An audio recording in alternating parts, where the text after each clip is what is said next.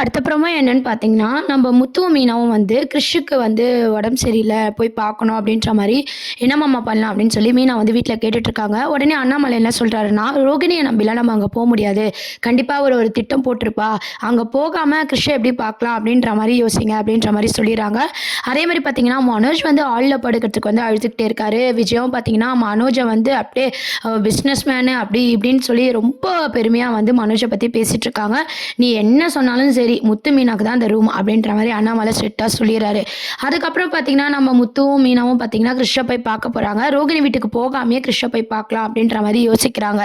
இன்னொரு சைட் பார்த்தீங்கன்னா, நீத்துவ பார்த்து அவங்க அப்பா, அம்மா பேசுறாங்க. நீத்துவும் பார்த்தீங்கன்னா, பேசின விஷயத்தையே பேசுறாங்க. "நான் தான் ரவிய லவ் பண்றேன். ஆனா, ரவி என்ன பண்ணணும்னு அவசியம் இல்ல." அப்படின்ற மாரி பேசிட்டு, நீங்க சும்மா விட்டிருந்தாலும் பரவால்ல. என்ன அடிச்சிட்டீங்களே என்ன பண்றேன் பாரு." அப்படின்ற மாரி நீத்து கேரக்டர் வந்து கொஞ்சம் மென்டலா வந்து கொண்டு போறாங்க.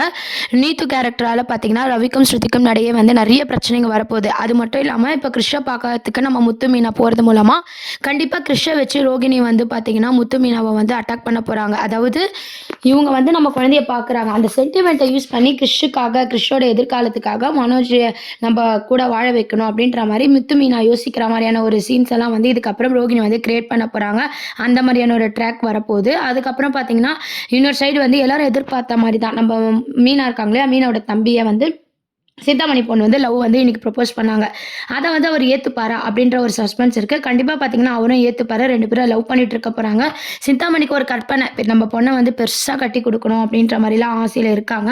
ஆனா பார்த்தீங்கன்னா, மீனாவோட தம்பிக்கே வந்து குடுக்க போறாங்க. அப்படின்ற மாரியான ஒரு சூழ்நிலை வந்து சிந்தாமணி வந்து இருக்க போறாங்க. ஏன்னா, சிந்தாமணி கேரக்டர் பார்த்தீங்கன்னா, அவங்க பொண்ணுக்கு அடங்குன மாரியும், பொண்ணு மேல இருக்கிற பாசத்துல எது வேணாலும் செய்வாங்க சிந்தாமணி. அப்படின்ற மாரி தான் ஆரம்பத்துலருந்து காமிச்சிருக்காங்க. அதனால பார்த்தீங்கன்னா, நம்ம மீனாவோட தம்பிய தான் சிந்தாமணி பொண்ணு மேரேஜ் பண்ணிக்க போறாங்க. அதுக்கான ஒரு ஹிண்ட்டும் வந்து இன்னைக்கு வந்து லவ் ப்ரப்போஸ் பண்ணியிருக்காங்க. இந்த மாதிரியான பல கண்ணோட்டத்துல தான் வந்து சீரியல வந்து மூவ் பண்ணிட்டு இருக்காங்க. இப்போதைக்கு அந்த டாக்குமெண்ட்ஸ் பிரச்சனை வந்து அப்படியே ஸ்டாப் ஆகியிருக்கு. என்ன ஆக போகுதுன்னு தெரியல.